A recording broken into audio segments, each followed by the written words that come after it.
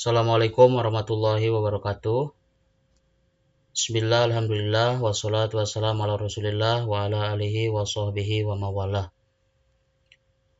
Asyhadu an la ilaha illallah wahdahu la syarikalah wa asyhadu anna muhammadan abduhu wa rasuluhu la nabiyya ba'dah. Amma ba'du. Pertama-tama mari kita panjatkan puja dan puji kehadirat Allah ilahi Rabbi. Alhamdulillah pada kesempatan kali ini kita masih diberikan kesehatan dalam kegiatan perkuliahan. Alhamdulillah kita dipertemukan kembali pada mata kuliah tafsir dan ilmu tafsir. Salawat beserta salam mudah-mudahan tercurah limpahkan kepada Nabi besar Muhammad Shallallahu Alaihi Wasallam. Tidak lupa kepada keluarganya, kepada sahabat-sahabatnya, dan kepada tabi'in atba'ut tabi'in, dan mudah-mudahan sampai kepada kita semua. Amin ya Allah ya Rabbal Alamin. Yang saya hormati Ibu Jahira Jannataini MPD sebagai dosen pengampu pada mata kuliah tafsir dan ilmu tafsir. Mudah-mudahan beliau selalu diberi kesehatan dan tambah-tambah berkah dalam keilmuannya. Amin ya Allah ya Rabbal Alamin. Dan yang tidak lupa saya banggakan teman-teman A25 yang mudah-mudahan Allah permudah dalam segala urusannya. Amin ya Allah ya Rabbal Alamin. Baik, untuk kesempatan kali ini izinkan saya untuk menyampaikan materi mengenai analisis tafsir bil ma'thur. Yang mana untuk materi tafsir bil ma'thur ini disusun oleh kelompok 4, yaitu kelompok kami yang beranggotakan 1. Cep Sidik Ramdhani, itu saya sendiri, dan yang kedua Kunti Fitriatun, yang ketiga Ibu Hanah Nur Sobahi, dan yang keempat ada Bapak Khairul Mustafa.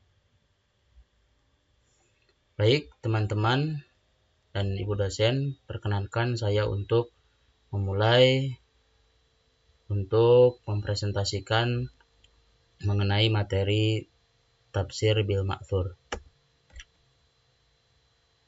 Untuk pendahuluan di sini dijelaskan bahwa tafsir bil ma'thur adalah penafsiran yang berdasarkan riwayat otentik, berdasarkan Al-Quran, berdasarkan hadis, berdasarkan pendapat para sahabat dan juga pendapat para tabi'in. Kemudian tafsir bil ma'thur sendiri menjaga otentisitas makna Al-Quran sesuai pemahaman generasi awal Islam pada waktu itu. Kemudian menjadi dasar ya bagi tafsir bil ra'yi sehingga memberi landasan tekstual dan historis. Dan yang terakhir, tafsir bil ma'thur menolak penafsiran bebas yang tidak berdasar kepada riwayat yang sahih. Untuk selanjutnya, pengantar tafsir bil ma'thur dan relevansinya. Tafsir bil ma'thur menjaga kemurnian makna wahyu dari kesalahan tafsir pribadi. Jadi, tafsir bil ma'thur adalah suatu metode penafsiran Al-Quran yang bersumber dari riwayat-riwayat yang sahih, baik dari Al-Quran itu sendiri, hadis Nabi Muhammad SAW, maupun dari penjelasan para sahabat dan tabi'in. Kemudian penafsiran dilakukan melalui ayat lain, ya, sunnah Nabi dan penjelasan sahabat. Nah, pada masa awal Islam, metode ini memang dianggap yang paling aman ya dan otentik karena menjaga kemurnian makna wahyu dari kesalahan penafsiran pribadi. Kemudian melalui metode ini makna ayat Al-Quran dijelaskan dengan ayat lain, sunnah Rasul, ya sunnah Rasulullah atau penjelasan sahabat yang memang menyaksikan langsung terhadap turunnya wahyu. Kemudian setelah wafat Nabi Muhammad SAW muncul ijtihad terbatas untuk menjawab persoalan baru. Kemudian yang terakhir Quraisy Shihab menyebutkan sebagai keterpaksaan ijtihad. Jadi setelah wafatnya Rasulullah SAW muncullah tantangan baru ya dalam penafsiran, karena tidak semua persoalan umat dapat dijawab dengan riwayat yang sudah ada. Maka muncullah kebutuhan untuk melakukan ijtihad secara terbatas dalam memahami ayat-ayat Al-Quran yang mana telah disebutkan oleh Bapak Quraisy Shihab disebut sebagai keterpaksaan ijtihad. Nah, kemudian pengertian dan tujuan Al-Quran. Pengertian Al-Quran itu sama dengan bacaan ya, yang diambil dari kata qoro'a yang artinya bacaan. Kemudian bisa juga diartikan sebagai firman Allah Subhanahu wa taala yang diturunkan kepada Nabi Muhammad SAW sebagai pedoman hidup umat manusia. Jadi secara istilah memang Al-Quran adalah firman Allah Subhanahu wa taala yang diturunkan melalui malaikat Jibril kepada Nabi Muhammad SAW dalam bahasa Arab dan menjadi pedoman hidup bagi seluruh umat manusia tanpa mengalami perubahan. Nah, untuk selanjutnya ada yang disebut tujuan utama dari Al-Quran itu sendiri. Yang pertama, sebagai petunjuk akidah. Nah, sebagai petunjuk akidah agar manusia mengenal dan meyakini akan keesaan Allah serta hari akhir. Jadi untuk bisa mengenal dan meyakini bahwasanya memang keesaan Allah itu tidak ada batasnya, dan juga kita mengenal akan dahsyatnya hari akhir nanti. Kemudian yang kedua sebagai petunjuk akhlak, yang mana memang di sini supaya untuk bisa mengatur perilaku manusia dalam kehidupan pribadi maupun sosial. Dan yang terakhir sebagai petunjuk syariat dan hukum yang mengatur hubungan antara manusia dengan Allah dan juga hubungan antara manusia itu sendiri.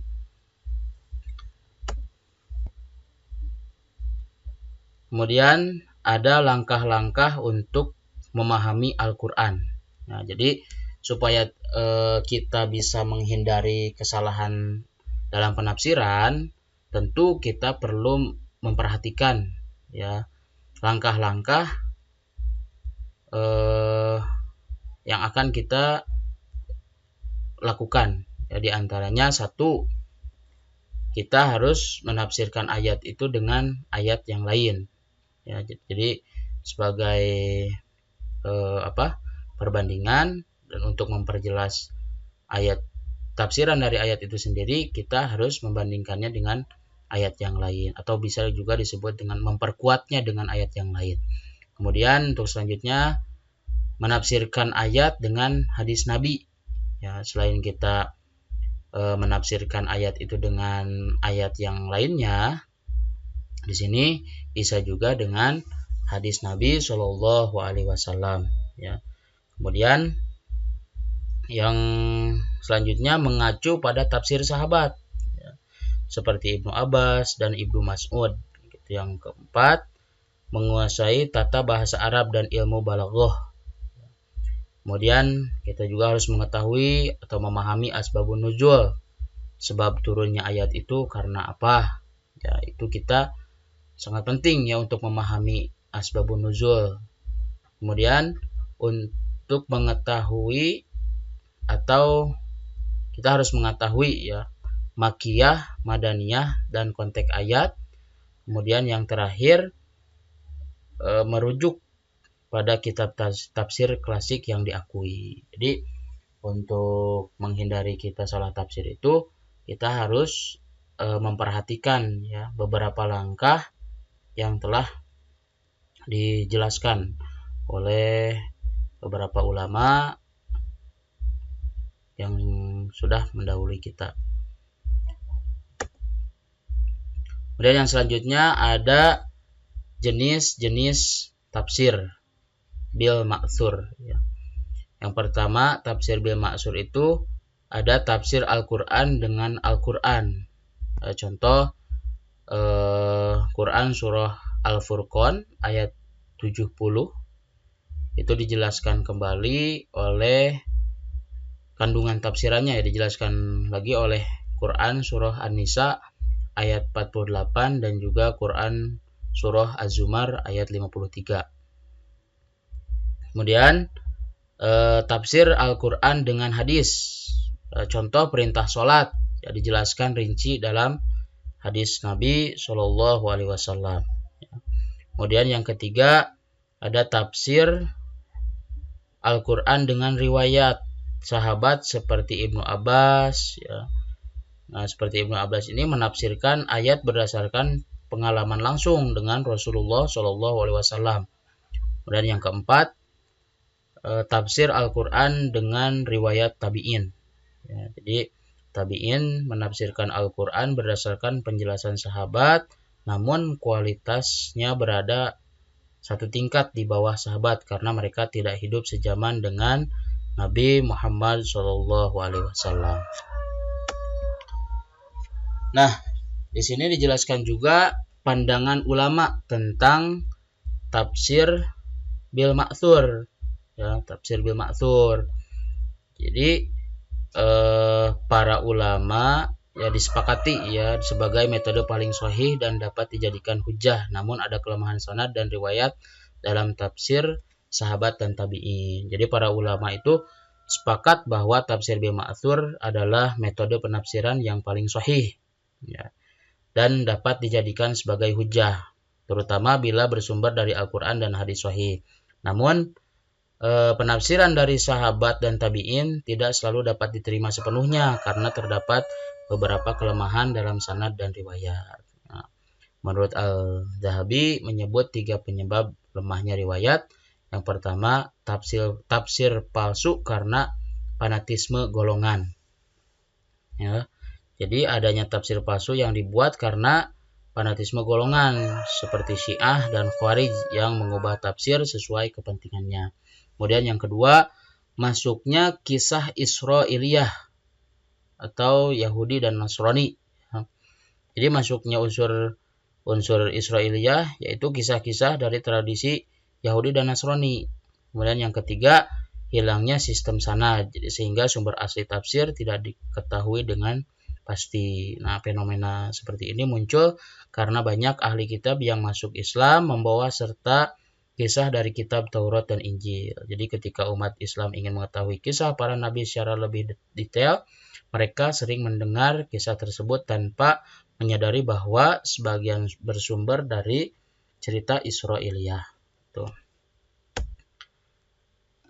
Nah, untuk selanjutnya ada kelebihan dan kelemahan tafsir bil ma'thur. Yang pertama ada kelebihan. Ya, kelebihan menjaga keaslian makna wahyu. Jadi metode tafsir bil ma'thur itu kelebihannya menjaga keaslian makna wahyu. Kemudian yang kedua, berdasarkan riwayat sahih dan sanad yang kuat. Jadi tafsir bil ma'thur ini berpegang teguh terhadap riwayat yang sahih dan sanadnya juga kuat, turun-temurun. Kemudian yang terakhir untuk kelebihannya itu mengandung penjelasan hukum, tata bahasa, dan nasih mansuh. Nah, di samping kelebihannya ada juga kelemahan dari tafsir bil ma'thur. Kelemahannya itu diantaranya riwayat sahih bercampur dengan yang lemah. Kemudian yang kedua, masuknya kisah Israiliyat yang tidak valid. Nah, seperti dijelaskan tadi. Kemudian yang ketiga, klaim palsu atas nama sahabat. Dan yang terakhir, potensi penyimpangan oleh sekelompok ekstrim.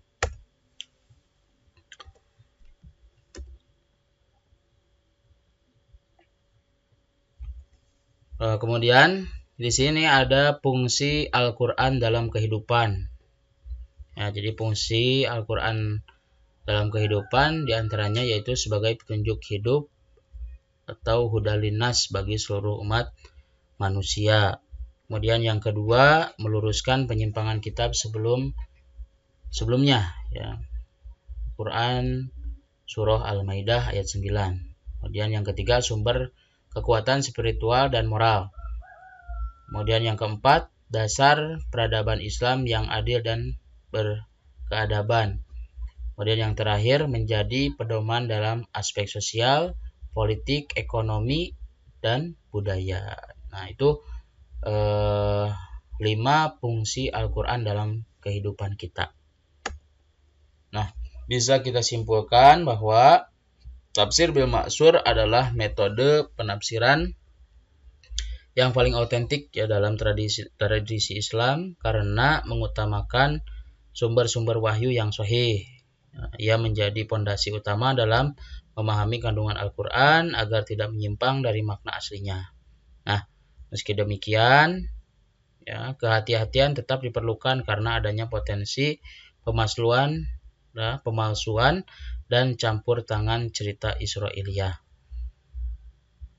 Kemudian fungsi Al-Quran sebagai pedoman hidup menegaskan bahwa setiap usaha memahami dan menafsirkan wahyu harus dilakukan dengan niat tulus, ya, metode ilmiah, serta memperhatikan konteks dan keutuhan pesan Allah Subhanahu wa Ta'ala.